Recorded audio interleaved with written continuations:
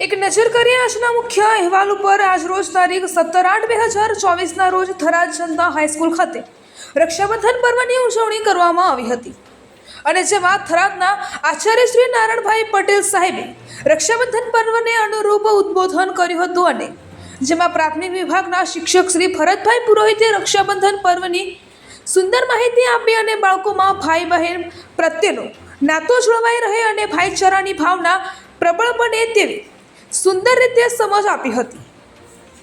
અને ત્યાર પછી શાળાની બહેનો દ્વારા રક્ષાબંધન ગીતો રજૂ કરવામાં આવે અને ધોરણ 6 થી 12ની વિદ્યાર્થીનીઓ દ્વારા બાળકોને કુમકુમ તિલક કરી રાખડી બાંધવામાં આવી હતી અને બાળકોનો મોં મીઠું કરાવ્યું હતું અને કાર્યક્રમને સફળ બનાવવામાં આચાર્ય શ્રી અને સુપરવાઇઝર શ્રી અને શાળાના તમામ સ્ટાફગણે ભારે જહેમત ઉઠાવી હતી અને આ કાર્યક્રમને સફળ બનાવ્યો હતો અને આ કાર્યક્રમનું સફળ સંચાલન શ્રી જીતેન્દ્ર એમ પરમાર માધ્યમિક વિભાગે કર્યું હતું અને આભાર વિધિ ભરતભાઈ પુરોહિતે કરી હતી. આ કાર્યક્રમને પૂર્ણ જાહેર કરવામાં આવ્યો હતો.